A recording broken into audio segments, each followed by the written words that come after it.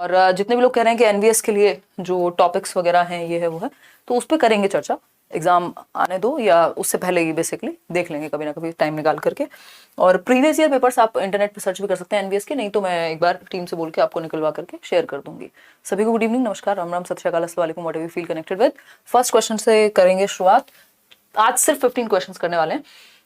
Child development is a study of the patterns of growth and change taking place from dash to dash. बाल विकास में dash से dash तक होने वाली वृद्धि एवं बदलाव का अध्ययन किया जाता है। अब हमारे पास 4 ऑप्शन है, ठीक है। अगर देखा जाए तो हम कॉन्सेप्शन टू व्हाट बताइएगा एक बार। Birth to middle childhood, birth यानी जन्म से 6, 7, 8 साल तक, ऐसा तो नहीं है भाई, अभी तो उसके बाद लेटर चाइल्डहुड भी आएगा। बर्थ से एडोलेसेंस तक, ऐसा भी नहीं है, ठीक। बर्थ क्यों, बल्कि गर्भधारण से, कॉन्सेप्शन से ही हम स्टडी करना शुरू कर देते हैं, है ना। प्रेगनेंसी पीरियड जिसको हम कह रहे हैं, कॉन्सेप्शन पीरियड कह रहे हैं, गर्भाधान का समय है वो, है ना। कॉन्सेप्शन के पीरियड से ही हम स्टडी करना शुरू कर देंगे। अगर हम ह्यूमन डेवलपमेंट की बात करते हैं तो कहानी रहती है कॉन्सेप्शन टू डेथ तक, है ना, या ओल्ड एज तक। लेकिन जब बात हम चाइल्ड डेवलपमेंट की कर रहे हैं तो चाइल्ड डेवलपमेंट में हमारे लिए इंपॉर्टेंट होता है कॉन्सेप्शन टू एडोलेसेंस, यानी कि जब तक बच्चा स्कूल में है ना, जब तक, या फिर मैं कहूं जब तक उसका जितने भी पोटेंशियल है वो डेवलप नहीं हो जाता है, जो उसका मानसिक विकास है, सारी चीजें ठीक से डेवलप हो चुकी होती हैं। एडोलेसेंस खत्म होते होते अडल्टहुड आते आते अगर हम बात करें तो 12 से 19 साल तक, गर्भ से लेकर के 12 से 19 साल तक। वैसे भी इसमें ऑप्शन है नहीं आपकी ओल्ड एज का, तो डी ऑप्शन यहाँ पे ज्यादा बेहतर है। बाकी ऑप्शंस के मुकाबले 60% लोग सही उत्तर दे भी रहे हैं। कॉन्सेप्शन से मिडिल चाइल्डहुड नहीं, है ना। आप देखते हैं हम एरिक्सन में भी मैं आपको कई बार बताती हूँ कि आपके लिए वो शुरुआत की 5 स्टेजेस इंपॉर्टेंट हैं, जो ट्रस्ट वर्सेस मिसट्रस्ट है, autonomy versus shame and doubt है। उसके बाद आपका आ जाता है वो जिसको हम कहते हैं इनिशिएटिव वर्सेस गिल्ट, फिर इंडस्ट्री वर्सेस इंफीरियोरिटी, देन आपका आइडेंटिटी वर्सेस रोल कंफ्यूजन। तो वो identity versus role confusion adolescence तक का, आइडेंटिटी क्राइसिस तक का पीरियड है, वही आपके काम का होता है। क्यों? क्योंकि 12वीं क्लास तक बच्चा टीन एज में ही होगा, तो टीन एज के बाद तो स्कूल में वैसे भी कोई काम रह नहीं जाता, तो और वो बालक तो तभी तक है ना, फिर तो कहानी ह्यूमन डेवलपमेंट में चली जाएगी अगर आप बुढ़ापे की बात करेंगे या डेथ तक की बात करेंगे। तो बाल विकास यानी बालक का विकास, तो कॉन्सेप्शन से एडोलेसेंस तक की कहानी रहेगी आपकी। इतनी बात क्लियर है? कोई दिक्कत परेशानी दर्द समस्या अगर हो तो बता दीजिए। हाँ मैम, मैथ्स पेडागोजी सीटेट के लिए पढ़ा दीजिए, paid please. Shobhit Kumar batch में हैं आप? मैथ्स पेडागोजी तो नहीं, बट मैं हाँ अपना सब्जेक्ट लेती हूँ वहाँ पे, कोई दिक्कत नहीं है। अगर कोई आपकी क्वेरी है तो आप कमेंट्स में बता देना, मैं डील कर लूंगी एक बार। D option is the right answer. आगे बढ़ेंगे, क्वेश्चन नंबर 2 देखिएगा। आप देख रहे हैं नॉर्मल क्वेश्चंस को कैसे घुमा घुमा के पूछा गया है इस बार, जबकि ये टॉपिक आप कब से पढ़ रहे हैं, डेवलपमेंट, है ना। क्वेश्चन नंबर 2 है जिसमें एक स्टेटमेंट है, नए जमाने के क्वेश्चन, असर्शन और रीजनिंग, यानी एक स्टेटमेंट है, एक कथन है और उसका तर्क दिया हुआ है। अब आपको 2 चीजें देखनी होंगी यहाँ पे, क्या कथन सही है, अगर कथन सही है तो क्या उसका रीजन सही है ना। एक पॉसिबिलिटी तो ये है, दूसरी पॉसिबिलिटी ये है, हो सकता है कथन सही हो रीजन सही ना हो। तीसरी पॉसिबिलिटी ये हो सकती है रीजन सही हो, या मैं कहूं रीजन अपने आप में स्टेटमेंट सही हो बट उस कथन के हिसाब से सही ना हो, कथन ही सही ना हो, है ना। आर इज ट्रू, ये हो सकता है ए ट्रू ना हो। स्टेटमेंट पढ़ते हैं, असर्शन पढ़ते हैं, progress and paths of development of children can not be predicted accurately, यानी कि बच्चों के विकास के मार्ग और प्रगति की सटीकता से हम पूर्वानुमान नहीं लगा सकते। यानी जो बच्चों की प्रोग्रेस है, जो डेवलपमेंट है, उसका हम कंप्लीटली एक्यूरेटली हिसाब नहीं लगा सकते। हम ये नहीं कह सकते कि 2 साल का बच्चा है तो इतने 0.5% इतना ही डेवलप हो चुका होगा, ऐसे हम नहीं काउंट कर सकते। हमें एक मोटा मोटा आइडिया होता है, हमें कुछ हद तक हम प्रिडिक्ट कर सकते हैं, to somewhat to a extent ही हम प्रिडिक्ट कर सकते हैं, एक हद तक ही हम अनुमान लगा सकते हैं।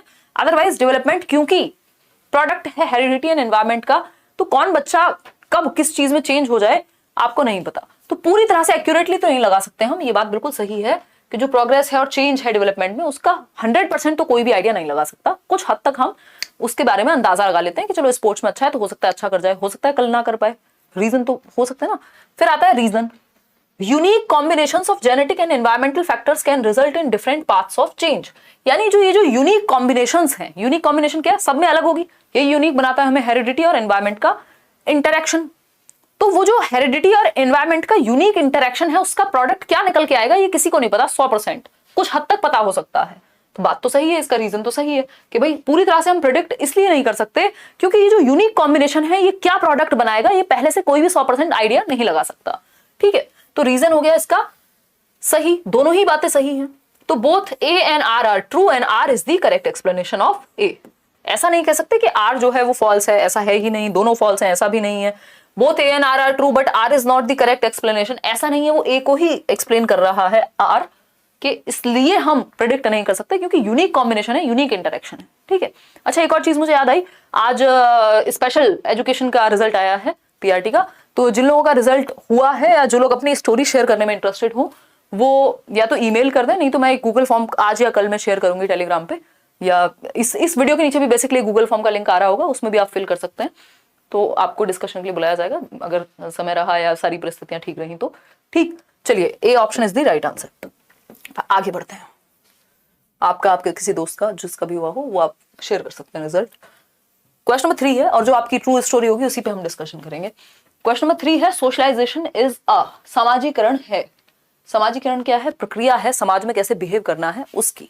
ठीक है, ऑल सब्जेक्ट की क्लास लगेगी, सीटेट तो आने दो, अभी तो इतना ऑलरेडी कराया हुआ है, अगर कुछ थोड़ा बहुत चेंज होता है तो उसको भी ध्यान में रख लेंगे ना। अगर हम बात करते हैं तो सोशलाइजेशन क्या है? Simple process of passing on customs and rituals of the society, यानी समाज के रीति रिवाजों को एक सरल रूप से आगे बढ़ाने की। सरल नहीं है, ये भी कॉम्प्लेक्स प्रोसेस है ना, ऐसा नहीं है कि बस ये रूल्स हैं और कुछ पानी पिलाया उसमें कुछ मिला करके रूल्स और इजीली आप में वो चले गए, है ना। तो सोशलाइजेशन भी उतना इजी नहीं होता कि सिंपल प्रोसेस नहीं है, कॉम्प्लेक्स है। Complex process that takes place in overt as well as covert manner, यानी कि एक जटिल प्रक्रिया है जो प्रत्यक्ष और अप्रत्यक्ष दोनों ही तरीके से टेक प्लेस करती है, यानी दोनों ही रूप में होती है। ओवर्ट और कोवर्ट क्या है? ओवर्ट मतलब बाहरी रूप से जो आप देख पा रहे हो, प्रत्यक्ष रूप से आपको कोई रूल बताया जा रहा है कि ऐसे बिहेव नहीं करते, आगे से ऐसे बात नहीं करनी, घर में ऐसे करेंगे, ये हुआ ओवर्ट। कोवर्ट क्या होता है? इनडायरेक्टली आपने देखा अपने भाई बहन को पापा मम्मी के लिए कुछ लाते हुए पहली बार नौकरी लगने पे, तो आपने सोच लिया कि मेरी भी लगेगी तो यार मैं भी कर दूंगा या करूंगी। ये क्या हुआ? कोवर्ट हुआ, इनडायरेक्टली आपने सीख लिया, छिपा हुआ, अप्रत्यक्ष। तो दोनों ही रूप से आप समाज में रहने के तौर तरीके, नियम कायदे कानून सीखते हैं। तो इसलिए सोशलाइजेशन क्या है, और हर इंसान कुछ अलग तरीके से सेम सिचुएशन को अडेप्ट कर सकता है, इसलिए कॉम्प्लेक्स है ना। तो B option is the right answer. अगर हम देख रहे हैं टेररिस्ट का भी तो सोशलाइजेशन किसी ना किसी तरह से हुआ ही होगा ना, तो कॉम्प्लेक्स प्रोसेस है, पता नहीं है कौन किस सेंस में ले जाए उस चीज को। ठीक, तो ये कॉम्प्लेक्स प्रोसेस है, ओवर्ट एंड कोवर्ट दोनों तरीके से होती है, प्रत्यक्ष और अप्रत्यक्ष दोनों तरीके से, यानी डायरेक्टली भी रूल सिखाए जा सकते हैं और इनडायरेक्टली भी आप सीख सकते हैं, किसी को देख करके, सुन करके या सबकॉन्शियसली। तो बी ऑप्शन यहाँ बिल्कुल पूरी तरह से सटीक है, 64% लोग सही उत्तर दे रहे हैं। बाकी सी ऑप्शन पढ़ लेते हैं। लीनियर प्रोसेस नहीं हो सकती। लीनियर का मतलब ये बस स्ट्रेट लाइन में चलेगी, भाई आज ये सीखा, कल वो चेंज हुआ, परसों कुछ और सीखा, फिर पीछे आए, फिर ठीक किया उसको। तो ये तो कॉम्प्लेक्स प्रोसेस है, स्पाइरल प्रोसेस हुई। Formal process that is planned by the family, ऐसा नहीं है कि सिर्फ फॉर्मल प्रोसेस है, सिर्फ परिवार ही सोशलाइजेशन सिखाता है। परिवार प्राइमरी एजेंट है सोशलाइजेशन का। आप स्कूल में भी सोशलाइजेशन सीखते हैं, आप हॉस्पिटल में भी सोशलाइजेशन सीखते हैं, आप लाइब्रेरी में भी सोशलाइजेशन सीखते हैं, आप टीवी से भी सोशलाइजेशन सीखते हैं, आप दोस्तों से भी सोशलाइजेशन सीखते हैं कि कैसे कहाँ रहा जाता है। हर जगह का अपना एक तौर तरीका, नियम कायदे कानून है। तो B option is the right answer. आगे बढ़ेंगे क्वेश्चन नंबर 4 पर। देखिएगा, जवाब दीजिएगा। For children who are in formal operational stage teachers should, पहले ही बना लिया करो बोल, यानी कि वो बच्चे जो फॉर्मल ऑपरेशनल स्टेज में है ना, वो बच्चे जो अमूर्त संक्रियात्मक अवस्था में है, प्याजे की लास्ट स्टेज है ये, 11 से 14-15 वर्ष तक, या 11 एंड अबव भी कई बार हम कह देते हैं। तो इनको कैसे पढ़ाया जाना चाहिए? आपको पता है ये वो स्टेज है जहां अमूर्त संप्रत्यय यानी एब्स्ट्रैक्ट कॉन्सेप्ट्स बच्चा सीख पाता है। बात तो सही है ना। लेट्स लर्न चैनल का एक टोल फ्री नंबर रख दीजिए, कोई प्रॉब्लम होती है तो कैसे आप तक इन्फॉर्मेशन पहुंचाएं। शोभित, ये बहुत मुश्किल होता है एक्चुअली। अगर हम बात करें ऑफिस में, जैसे करियर पे भी आप वो बात अपनी कह सकते हैं, अगर मेरे तक भी कोई बात पहुंचानी है बहुत जरूरी है तो, जो कस्टमर केयर है करियर लैब का, बट वहां भी इतने सारे टेलीकॉलर्स हैं, तब भी मुश्किल हो जाती है कई बार अपनी बात पहुंचाना। तो वहां आप ट्राई कर सकते हो, है ना। बहुत ही मैं खुद बहुत बार चाहती हूँ कि पता नहीं क्या कर दूं या कैसे कनेक्ट करूं, बट इतने सारे लोग हम लोग हो चुके हैं ना कि वो संभव नहीं हो पाता। बाकी चीजें भी चल रही होती हैं, बट कोशिश फिर भी रहती है। देखिएगा, कुछ होगा इस तरह का तो बताएंगे। अगर हम बात करें फर्स्ट ऑप्शन की, तो use diagrams to depict hierarchical relationships, यानी कि आप डायग्राम्स को यूज कीजिए हायरार्किकल रिलेशनशिप्स मतलब कि पदानुक्रम संबंधी चीजों को दर्शाने में कि ये इससे जुड़ा हुआ है, ये इससे जुड़ा हुआ है। अच्छा, ये पियाजे थे, पियाजे ने कॉग्निटिव स्टेज दी, फिर इस कॉग्निटिव में उन्होंने बात की अडेप्टेशन की, फिर उन्होंने बात की किसकी, इक्विलिब्रेशन की। अडेप्टेशन में 2 प्रक्रियाएं होती हैं, इक्विलिब्रेशन में 2 प्रक्रियाएं होती हैं, फिर उसमें भी ये 2 प्रक्रियाएं होती हैं। ये क्या हुआ, हायरार्किकल चार्ट बन गया, क्योंकि ये एब्स्ट्रैक्ट कॉन्सेप्ट है, आपके दिमाग में जा रहा है, बिल्कुल ठीक तरीका है, क्योंकि बच्चा अब उतना बड़ा हो चुका है कि अमूर्त चीजों को समझ पाए। तो आप डायग्राम्स यूज कर सकते हो हायरार्किकल रिलेशनशिप्स को दर्शाने के लिए। फिर आया B option, present problems that require hypothetical thinking. हमें पता है कि फॉर्मल ऑपरेशनल यानी अमूर्त संक्रियात्मक अवस्था में हाइपोथेटिको डिडक्टिव रीजनिंग आती है, यानी वो परिकल्पना कर सकता है, इमेजिन अच्छे से कर सकता है। दूसरा एब्स्ट्रैक्ट कॉन्सेप्ट आते हैं, तो दोनों को ही हमें सिखाना चाहिए।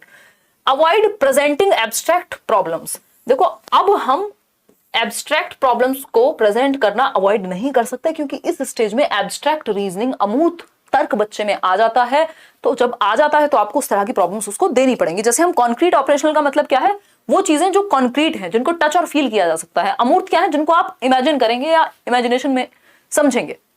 हो सकता है जो आपके सामने ना हो, ऐसे मुद्दे के समाज में मान लो कोई परिवर्तन लाना है, तो आपके सामने तो कॉन्क्रीट रूप से कुछ और है, बट आप एब्स्ट्रैक्ट सोच रहे हैं, ठीक है। तो एब्स्ट्रैक्ट को अवॉइड नहीं करना इस स्टेज में, तो एब्स्ट्रैक्ट प्रॉब्लम्स देनी है, जैसे कॉन्क्रीट प्रॉब्लम्स देनी थी कॉन्क्रीट ऑपरेशनल में। अब आता है fourth option, give opportunities to solve problems and reason scientifically, यानी समस्याओं को सुलझाने और वैज्ञानिक तर्क देने के मौके मुहैया करवाने चाहिए।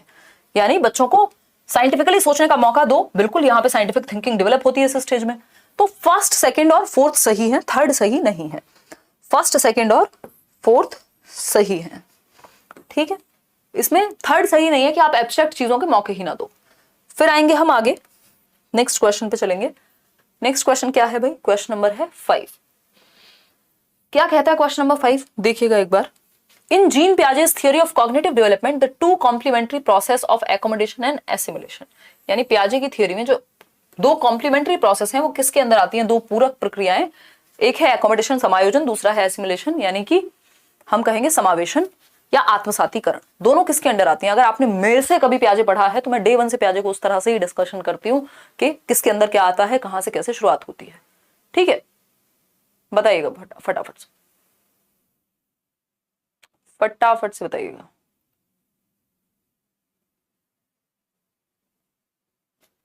चलिए, ए ऑप्शन 72% लोग कह रहे हैं। बिल्कुल, अडेप्टेशन के अंदर एसिमुलेशन और एकोमोडेशन दोनों ही प्रक्रियाएं आती हैं, तो कॉम्प्लीमेंट्री प्रोसेसेस हैं दोनों की, ठीक है। अडेप्टेशन में आपका एसिमुलेट करना और एकोमोडेट करना, वो चार्ट पियाजे का अगर आपने कभी भी डिस्कस मतलब देखा है तो आप समझ गए होंगे, ठीक है। ये तो वाइगोस्की का कॉन्सेप्ट है, इस पे एज सच डायरेक्टली बात नहीं हुई है, बट ये पियाजे से जोड़ सकते हो। एडवांस ऑर्गेनाइजर और ये दोनों ही इसलिए होते हैं कि आप इन्फॉर्मेशन को ठीक से रिटेन कर पाओ, समझ पाओ, कॉम्प्रीहेंड कर पाओ। ए option is the right answer. अब चलेंगे क्वेश्चन नंबर 6 पर, देखिएगा। While Jean Piaget gives importance to dash in children's learning, Lev Vygotsky considers dash to be important। यानी पियाजे किस चीज को महत्व देते हैं और वाइगोस्की किस चीज को महत्व देते हैं, फटाफट से बताइएगा। 4 ऑप्शन आपके सामने है, पोल भी आपके सामने है।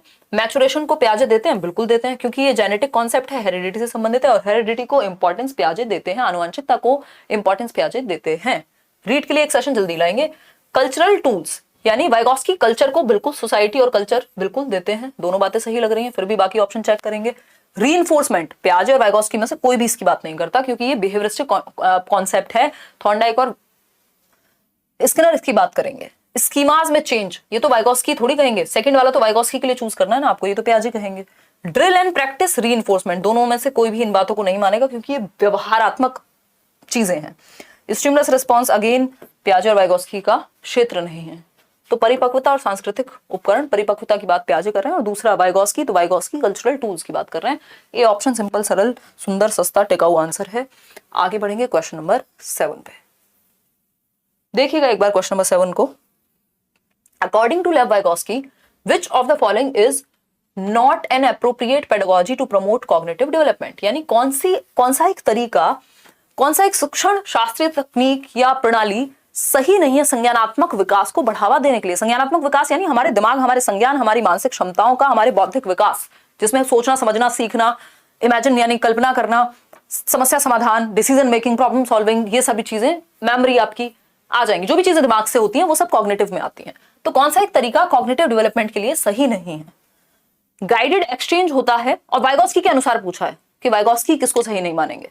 गाइडेड एक्सचेंज, हाँ बिल्कुल, गाइडेड इंस्ट्रक्शन के नाम से हम इसको डिस्कस करते हुए आए हैं कि बच्चे को एक गाइड मिले जिसके अंडर वो सीख सके, जो उसको मौका दे सके, उसको सही डायरेक्शन दे सके सिखाने की। बिल्कुल सही बात है। ये तो वैसे भी मोर नॉलेजेबल अदर की बात करते हैं, तो वही बात हो गई है। कॉम्प्रिहेंसिव डिस्कशंस, यानी व्यापक चर्चाएं हों, आप बच्चे के साथ बैठिए, डिस्कशन करिए, उससे क्या होगा, उसकी समझ बेहतर होगी, वो अपना तर्क देगा, आप अपना पॉइंट ऑफ व्यू बताएंगे, है ना।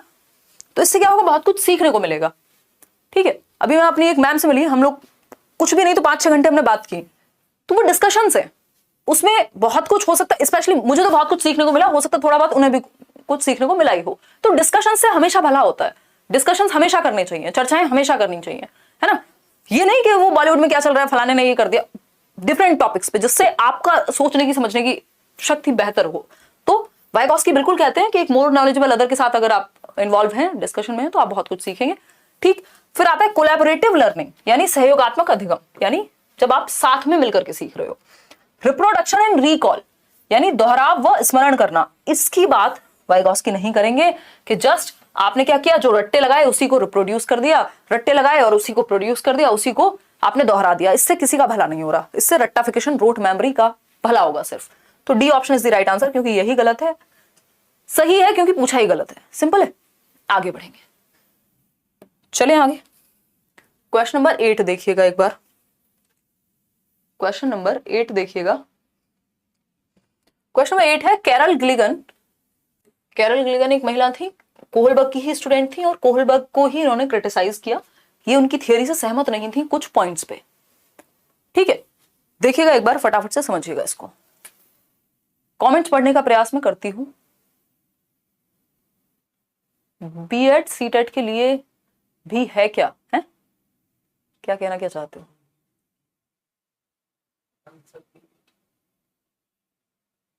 चलिए समझते हैं एक बार। मॉक टेस्ट ऐप पर होने वाले थे, कब स्टार्ट होंगे? सैयद किसी भी टाइम वो डल सकते हैं, आज या कल में जैसे ही अपलोड होंगे तो मैं आपको टेलीग्राम पे सबसे पहले लिंक शेयर कर दूंगी और वीडियो में बता भी दूंगी अलग से बना करके एक छोटी सी। और हम लोग जल्दी ही 3 मिलियन होने वाले हैं। आप लोगों के कमेंट से मुझे भी एक्साइटमेंट हो गई है थोड़ी सी नहीं तो नंबर्स को लेके एक्साइटमेंट बची नहीं है जीवन में। देखिए एक बार, Carol Gilligan critique that Lawrence Kohlberg's theory of moral development devalues feminine morality that emphasizes. Question है भारी, समझते हैं। कैरल ग्लिगन ने लॉरेंस कोहलबर्ग के नैतिक विकास की समालोचना करते हुए तर्क रखा कि कोहलबर्ग नारीवादी नैतिकता जो डैश पर जोर देती है को नकारते हैं। यानी जो नारीवादी नैतिकता है, जो फेमिनिन मॉरलिटी है, जो जैसे फीमेल सही और गलत के बारे में सोचती हैं, उस पर ध्यान ही नहीं दिया कोहलबर्ग ने। यानी कैरल ग्लिगन ये कहती है कि महिलाओं और पुरुषों का जो नैतिकता है वो कई बार अलग हो सकती है। क्यों? क्योंकि महिलाओं में वो केयर का भाव एक्स्ट्रा है। अब इसका एक रीजन ये हो सकता है कि वो जन्म देती हैं बच्चों को, या वो केयर थोड़ा सा उनके नेचर में है ना। तो हम कह सकते हैं एन एथिक ऑफ केयर, कि जो महिलाएं हैं वो सही गलत का जब डिसीजन लेती हैं तो वो केयर को महत्व ज्यादा दे देती हैं कई बार। तो देखभाल की नैतिकता, या इसको ये इन्होंने सीधा सीधा ट्रांसलेट करते हैं, इस बार पूछा हुआ क्वेश्चन है ये।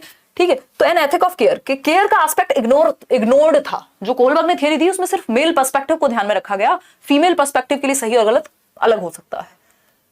बाकी चीजें यहाँ मैटर नहीं करती। कैरल ग्लिगन ने इनको एक ही आधार पे इस थियरी को जेंडर बायस कहा है कि फीमेल्स को इसमें ध्यान में नहीं रखा गया और फीमेल्स की मॉरलिटी अलग हो सकती है क्योंकि वो केयर को ध्यान में रखती हैं जवाब देते समय। तो ए option is the right answer. जितने भी लोग बाकी ऑप्शन, इसमें बहुत गलतियां की हैं आपने।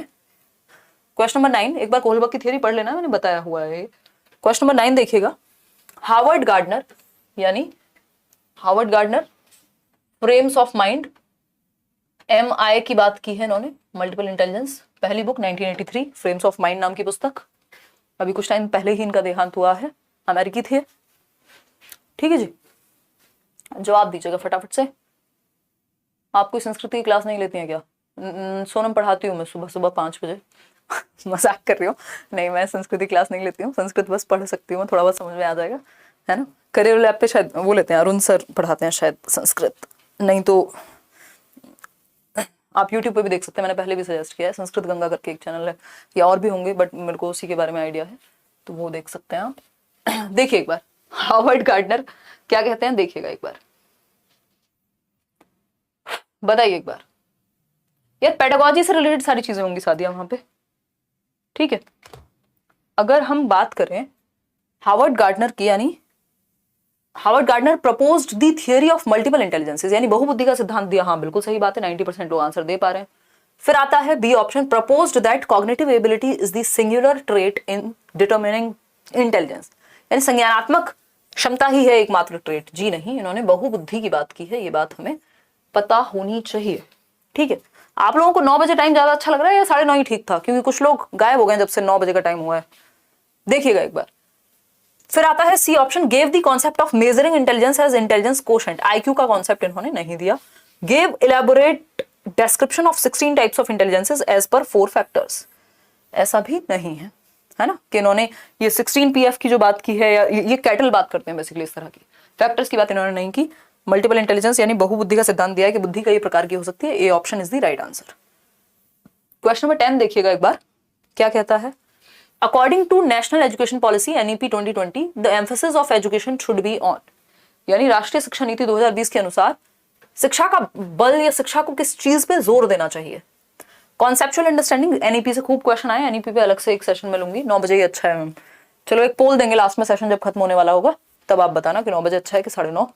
सुबह सुबह मैं गायत्री मंत्र पढ़ाती है, हाँ एग्जैक्टली, बिल्कुल गिल्लू आप सही समझे, जो संस्कृत में पढ़ाती हूँ सुबह सुबह गायत्री मंत्र। हमारे स्कूल में जब मैं बुलंदशहर में थी तो आधे पौने घंटे की, आप पता नहीं कितनी देर की प्रेयर होती थी, उसमें सरस्वती वंदना, उसमें पता नहीं वो पृथ्वी मंत्र, दुनिया भर के मंत्र होते थे। अब तो थोड़े बहुत तो मैं भूल भी गई होंगी शायद, बट याद आ जाएंगे, है ना। तो सुबह सुबह गायत्री मंत्र होता है, यहाँ सरस्वती वंदना होगी 5 बजे, और संस्कृत पढ़ेंगे हम उस तरह से। और एक और चीज होती थी वो कराग्रे वस्ते लक्ष्मी, कुछ तो होता था ना, बहुत सारे मंत्र होते थे, सब याद आ गया मेरे को एक ही मिनट में। चलो आ जाओ। तो according to national education policy 2020, the emphasis of education should be on, बताइए। कॉन्सेप्चुअल अंडरस्टैंडिंग यानी संकल्पनाओं को समझने पे, कॉन्सेप्ट्स को समझने में, ठीक है। डी कॉन्टेक्चुअलाइज्ड नहीं होना चाहिए, कॉन्टेक्स्ट में पढ़ाना है, डी कॉन्टेक्स्ट नहीं करना कि संदर्भ से अलग। बच्चा है गांव का और आप उसको एग्जांपल दे रहे हैं अमेरिका का, उसको समझ में कहां से आएगा, उसके आसपास थोड़ी ना है वो चीज, तो आसपास की चीजों का एग्जांपल देना है। रोट लर्निंग, रट्टा नहीं लगवाना। लर्निंग फॉर एग्जाम्स यानी सिर्फ एग्जाम्स के लिए पढ़ाएंगे तो बच्चे बर्बाद वैसे ही हो जाएंगे। तो कॉन्सेप्चुअल अंडरस्टैंडिंग यानी संकल्पनाएं, उसका कॉन्सेप्ट्स बेहतर हो। राष्ट्रीय शिक्षा नीति ये कहती है बच्चे की भले की बात करेगी राष्ट्रीय शिक्षा नीति। आगे बढ़ेंगे नेक्स्ट क्वेश्चन पे। क्वेश्चन नंबर 11 है आपका, देखिएगा एक बार। In a child centred education learning takes place primarily, यानी जो बाल केंद्रित शिक्षा है वहां पे जो लर्निंग है वो कैसे होती है, भाई बच्चे को केंद्र में रख के होगी, जहां बच्चा एक्टिव होगा वही बाल केंद्रित है ना। लाइक शेयर करना भूल जाते हैं आप लोग। पहला ऑप्शन है through direct instruction by the teachers, यानी शिक्षकों द्वारा प्रत्यक्ष निर्देश देने से होगी। फ्रॉम द टेक्स्ट बुक्स, पाठ्य पुस्तकों से, पैसिव लिसनिंग से, या एक्सप्लोरेशन से। देखो बच्चा चारों में जहां एक्टिव है वही बेस्ट आंसर है। शिक्षकों द्वारा प्रत्यक्ष निर्देश, शिक्षक ज्यादा एक्टिव है, पाठ्य पुस्तक ज्यादा एक्टिव है, निष्क्रिय हम बच्चे को कर ही नहीं सकते, तो एक ही ऑप्शन में बच्चा एक्टिव नजर आ रहा है, विविध स्रोतों का अन्वेषण करके, यानी by exploration from diverse sources. बच्चा यहाँ एक्टिव होगा जब वो अलग अलग सोर्स से, वो गूगल से भी समझने की कोशिश कर रहा है, वो कोई वीडियो भी देख रहा है, वो कोई किताब भी पढ़ेगा, वो अपने अनुभव से भी बात करेगा, वो किसी से डिस्कस भी कर सकता है, मल्टीपल सोर्सेज से वो समझने का प्रयास करेगा, तो बच्चा एक्टिव है। D option is the right answer. जहां बच्चा एक्टिव है, बच्चा सेंटर में है, वही चाइल्ड सेंटर्ड एजुकेशन है। क्वेश्चन नंबर 12 देखिए एक बार, देखिएगा। अजर्शन यानी कि एक कथन है और उसका एक रीजन है। Children begin to get cues on how to behave in gender appropriate ways from the stage of infancy only, यानी बच्चों को लिंग उपयुक्त व्यवहार के संकेत शैशवावस्था के चरण से ही मिलने शुरू हो जाते हैं। उनके लिए खिलौने लाएंगे तो लड़कियों के लिए अलग खिलौने, लड़कों के लिए अलग खिलौने, लड़कियों के लिए अलग कपड़े, लड़कों के लिए अलग कपड़े। मतलब शैशवावस्था से, जन्म से 2 वर्ष में ही हम कर देते हैं क्या कि उनको कैसे बिहेव करना है, लड़के और लड़कियों को जेंडर रोल्स में बांधने की प्रक्रिया वहीं से शुरू हो जाती है। बात तो सही लग रही है ना। 9:30 ही रहने दीजिए, खाना बनने का टाइम मिल जाता है, खाना बना रही हूँ, आपकी क्लास भी ले रही हूँ। निक्की बहुत दर्द भरी बात है यार, काफी रिस्पॉन्सिबिलिटी हो गई है। तो चलो हम देखते हैं, आज पोल देंगे, जिसकी ज्यादा वोट्स होंगे वही फाइनल टाइम कर देंगे, ठीक है। चलिए आ जाइए। अगर हम बात करें तो इसका रीजन दिया है, isolation and deprivation of social experiences in childhood can cause irreparable damage to children, यानी बचपन में अलगाव व वंचित होने के सामाजिक अनुभव बच्चों में अपूर्णीय क्षति कर सकते हैं। यानी बच्चे को अगर अलग थलग रखा आपने बचपन में, आपके कारण ही पेडागोजी का डर खत्म हुआ है। Thank you so much. अरे बहुत बढ़िया शोभित, बेहतर करेंगे आप। देखिएगा, आइसोलेशन एंड डेप्रिवेशन, अगर बच्चों को अलग थलग रखा जाए, उसको लोगों से मिलने का, उससे प्यार ना किया जाए, उसको केयर ना की जाए, तो क्या होगा, इसके बहुत ही खतरनाक परिणाम हो सकते हैं। बड़े होकर के वो हो सकता है डिप्रेस्ड फील करे, अलग थलग महसूस करे, खुशी उसकी कम हो जाए, क्योंकि सोशलाइजेशन से हैप्पीनेस भी तो आती है ना। हम जब सोशल बीइंग्स हैं, हम सोशल एनिमल्स हैं, अरस्तू ने कहा है, तो लोगों में घुल मिल के हमें अच्छा लगता है। देखो ये बात सही है, बट ये इसका रीजन नहीं है कि जो जेंडर की बात हो रही थी सोशलाइजेशन पे ले आए, है ना, कि जेंडर एप्रोप्रिएट वेज बचपन से शुरू हो जाते हैं, बात तो सही है, लेकिन सोशलाइजेशन इसका रीजन कैसे हो सकता है? ये भी सही है, बट इसका रीजन सही नहीं है। ये कुछ और बात है, ये कुछ और बात है, दोनों अपनी अपनी जगह सही कह रहे हैं, बट इसका रीजन ये नहीं हो सकता कि जेंडर अप्रोप्रिएट रोल्स बचपन से सिखाए जाते हैं और सोशलाइजेशन में अगर अलग थलग रखा जाए बच्चे को तो दिक्कत हो जाएगी। दो अलग बातें हैं ये। तो ए और आर दोनों ट्रू है, आर एक्सप्लेनेशन नहीं है ए की। तो A, both A and R are true, but R is not correct explanation of A. मतलब आप लोग ना, आपने रट लिया है ऐसा लग रहा है। जैसे ही असर्शन और रीजनिंग का क्वेश्चन आता है, आप कहते हैं दोनों सही है और आर इसकी करेक्ट एक्सप्लेनेशन भी है, क्योंकि इसमें सोचना नहीं पड़ता ज्यादा, है ना। तो इसका आंसर बी होगा कि दोनों सही है, बट आर सही रीजन नहीं है ए का। कथन जो है वो उसका रीजन, उसका कारण नहीं है, जो कारण दिया हुआ है वो कथन का कारण नहीं है, वो इंडिपेंडेंटली सही है। क्वेश्चन नंबर 13 देखिए, teachers should detail the assessment of the child to the parents so that, यानी शिक्षकों को बच्चों के मूल्यांकन का विवरण उनके अभिभावकों को देना चाहिए। यानी जब पेरेंट टीचर मीटिंग हो रही है तो बच्चों को टीचर्स क्या करें, अपने बच्चों की, जो उनके बच्चे हैं पेरेंट्स, यानी बच्चे हैं पेरेंट्स नहीं, जो बच्चे हैं पेरेंट्स के, है ना, उन पेरेंट्स को बताया जाना चाहिए, उनके अभिभावकों को बताया जाना चाहिए कि वो कैसे सीख रहे हैं, है ना। इसमें कंफ्यूज क्यों हो गए? ध्यान से पढ़ना था ना, समझे रितु पटेल? देखिए, अगर हम बात करें तो parents can correctly identify the label given to the child. Label नहीं देना, इसका मतलब ये नहीं है आपने मूल्यांकन करके अगर पेरेंट्स को बताया तो ये बता दिया आपका बच्चा तो खराब है, आपका बच्चा तो अच्छा है। आपको ये बताना है कि वो सीख रहे हैं। शिष्टा कह रही है you are world's best teacher. आंसू आ गए मेरे ये सुन के, थैंक यू सो मच। देखिए, the parents can gain an understanding into what and how the child has been learning, यानी कि अभिभावकों की अपने बच्चे के सीखने क्या और कैसे सीखते हैं इसके बारे में समझ बने। अभिभावकों को पता हो कि उनका बच्चा कैसे सीख रहा है, कैसे सीखता है और कैसे उस पर काम किया जा सकता है। बिल्कुल सही बात है ना, बिल्कुल सही बात है। ऐसा थोड़ी, अब कई पेरेंट्स तो ये कह देते हैं आजकल स्कूल्स में जाके, जी आप ही देख लो, या ट्यूशन वाले को बोल दिया खुद ही देख लो, हमें कोई मतलब नहीं है ना। ऐसे नहीं होगा, तो उनको भी पता हो कि वो कैसे सीखता है, सीख रहा है। The parents can know what all their children can not do. सिर्फ इसमें ये नहीं होता कि क्या नहीं कर सकता, क्या करता है वो भी बता सकते हो क्या कर सकता है। डी ऑप्शन है, the parents can compare their child to, दूसरे बच्चों से कंपेयर नहीं करना होता, अपने ही बच्चे की प्रीवियस जो उसकी परफॉर्मेंस रही है, बच्चे को आप खुद से कंपेयर कर सकते हो कि वो कल कैसा था, कल कैसा हो सकता है, आज कैसा है। ये नहीं कि शर्मा जी के बच्चे और गुप्ता जी के बच्चों से आप कंपेयर कर रहे हो, वो नहीं करना, ठीक है। तो अभिभावक जान पाए कि अपने बच्चों की सीखने कैसे और क्या और कैसे सीखते हैं बच्चे, इसलिए आप बच्चों की जो परफॉर्मेंस है वो डिस्कस कर सकते हो, या इवैल्यूएशन जो आपने किया है उनके बारे में जो जाना है। क्वेश्चन नंबर 14 देखिए, आज के लिए सेकंड लास्ट क्वेश्चन। क्वेश्चन 14 है, to ensure retention of students from socio economic backgrounds, socio economically disadvantaged groups, यानी सामाजिक आर्थिक रूप से वंचित समूह वाले बच्चों को अगर आपको स्कूल में रखना है, रिटेंशन उनका, कि वो स्कूल छोड़ के ना जाएं, तो आपको क्या करना चाहिए। सामाजिक आर्थिक मतलब उनको वैसे ही हाशिए पे रखा गया, समाज में बहुत ज्यादा इंपॉर्टेंस नहीं मिली, आर्थिक रूप से वो बहुत ज्यादा मजबूत नहीं है, तो ऐसे बच्चों को अगर आपको पढ़ाना है या स्कूल में रखना है तो उसके लिए आप क्या करें? सिंपल बात बताइएगा। हाँ वही सीन था मेरा भी मिश्रा जी, सरस्वती शिशु मंदिर ही मान लो। देखो एक बार, ललिता प्रसाद करके बुलंदशहर में एक स्कूल है, देखिएगा एक बार। अरे थैंक यू अंकिता। चलो आ जाओ, अगर हम बात करें सी ऑप्शन की, चलिए देखते हैं सी ऑप्शन कह रहे हैं 51%। देखिएगा, ensure that they take tuitions at home, यानी कि वे घर पर ट्यूशन लें, इस बात को आप एंश्योर करेंगे। मतलब ट्यूशन को प्रमोट करना थोड़ा ना आप स्कूल में रहने का तरीका हुआ। Ensure that they are given a lot of recall based worksheets, यानी उन्हें स्मरण आधारित बहुत सारे कार्य पत्रक दिए जाएंगे रट्टे लगाने के लिए, रिकॉल बेस्ड नहीं, एक्टिविटी बेस्ड, ठीक है। फिर आता है ensure that they do not loss interest in attending school, यानी उन्हें स्मरण आधारित बहुत सारे कार्य पत्रक, स्कूल आने में उनकी रुचि कम ना हो। आपको इस बात का ध्यान रखना है कि क्लासरूम या स्कूल की जो एक्टिविटीज हैं, जो स्कूल में आने का एक्सपीरियंस है बच्चे का, वो खराब ना हो, उनकी रुचि भंग ना हो जाए स्कूल आने में, उन्हें मजा आए स्कूल आने में। अगर ऐसा होगा तो वो सीख लेंगे, बेशक सोशियो इकोनॉमिकली डिप्राइव्ड माहौल हो, और ऐसा हो सकता है कि उनका इंटरेस्ट कम हो, क्योंकि बाकी बच्चे हो सकता है उनको अलग थलग महसूस कराएं, उनको कुछ बुरा भला बोले, अरे तुम तो फलाने परिवार से आते हो, अरे तुम्हारी जाति अच्छी नहीं है, तुम्हारा ये अच्छा नहीं है, तो वो सब नहीं हो। इंटरेस्ट बना रहे बच्चे का, ये आपका काम है एज अ टीचर। तो ensure that they do not loss interest in attending school, ठीक है जी। इंश्योर दैट स्टैंडर्ड डीकॉन्टेक्चुअलाइज्ड, जैसे ही डीकॉन्टेक्चुअलाइज्ड आएगा समझ जाएंगे ये काम का नहीं है। तो 62% लोग सी ऑप्शन दे रहे हैं, वो सही है बिल्कुल। लास्ट क्वेश्चन आज के लिए, आखिरी सवाल। देखो आराम से समझ रहे हैं हम, क्योंकि अभी एग्जाम कल नहीं है ना, तो हमारे पास समय है कि हम इनको डिटेल में डिस्कस कर सकें। ठीक है, आज आपको पोल में जवाब देके जाना है टाइमिंग का, और लाइक शेयर भी बराबर करके जाना है जितने भी लोग देख रहे हैं 4000।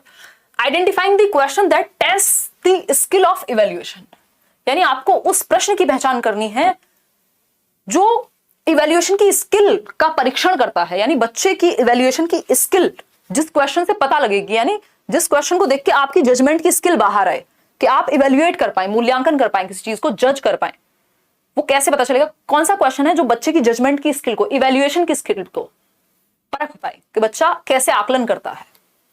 4 ऑप्शन है, फटाफट से जवाब दीजिएगा। आज इतने कम क्वेश्चन। हाँ अंकिता, आज मेरी थोड़ी एनर्जी लो है, बैक टू बैक क्लासेस भी थी, बट मैं छुट्टी के बिल्कुल मूड में नहीं हूँ आजकल। पेड कोर्स कैसे लेना? सादिया, आप करियर ऐप डाउनलोड करो, जैसे व्हाट्सएप डाउनलोड करते हो, वहाँ टीचिंग सेक्शन में जाओ, क्योंकि बहुत सारे अलग अलग सब्जेक्ट हैं वहाँ, एसएससी वगैरह की भी तैयारी होती है, तो टीचिंग सेक्शन में जाके आपको पता लग जाएगा किन किन बैचेस में एडमिशन ओपन है। मेरी मम्मी टीचर हैं और वो भी आपकी वीडियोस देखकर सीखती हैं। बहुत प्यारी बात है आदित्य, मुझे मिलते हैं ऐसे कई पेरेंट्स और बहुत अच्छा लगता है देख करके, है ना। अभी मैं मनाली गई थी तो वहाँ मोहाली में शायद 4 लोग थे, तो उनमें से 2 टीचर्स थे, तो उन्होंने बताया कि हम वर्किंग है, वैसे तो काम का नहीं है, मतलब काम का मीन्स वैसा नहीं है कि कुछ पेपर के लिए नहीं पढ़ रहे हैं, बट अच्छा लगता है देख के। चलिए आज आते हैं क्वेश्चन नंबर 15 देखिएगा। Identifying the question that test the skill of evaluation, यानी जो मूल्यांकन के कौशल का परीक्षण करता हो। ऑप्शन ए है, in what ways are the books you read today different from the Rigveda, यानी आज जो आप पुस्तकें पढ़ते हैं वो ऋग्वेद से किस प्रकार भिन्न है। ये आपने बच्चों से, देखो ये क्वेश्चंस बच्चों से पूछने हैं और फिर पता लगाना है कि किस क्वेश्चन के द्वारा बच्चों की इवैल्यूएशन की स्किल बाहर आएगी। डिफाइन आर्कियोलॉजी, अब आर्कियोलॉजी डिफाइन करने में क्या है, पुरातत्व को परिभाषित कीजिए, जो उनको आता होगा वो लिख देंगे, तो इसमें कोई इवैल्यूएशन की स्किल नहीं लगी, सिंपल रिकॉल वाली स्किल लगी, मेमोरी लगी, तो ये तो हट गया। What metals did people in Harappan civilization use to make tools, यानी कि किन हथियारों का, किन औजारों का प्रयोग हड़प्पन सभ्यता में किया जाता था, तो इसका भी 1 वर्ड आंसर हो जाएगा, रिकॉल बेस्ड हो गया ये भी, है ना। इसमें भी नॉलेज टेस्ट होगा, ये आपको बीएस ब्लूम की टेक्सोनॉमी का क्वेश्चन है, रिकॉल हो गया, ये रिकॉल बेस्ड है, दोनों ही नॉलेज बेस्ड हो गया ये। When was the site of Harappan civilization discovered? अब इसका भी 1 वर्ड आंसर होगा, तो इसमें भी ये भी नॉलेज बेस्ड है या रिकॉल बेस्ड है, कि जो आपको याद होगा कि कब डिस्कवर हुई थी हड़प्पन सभ्यता।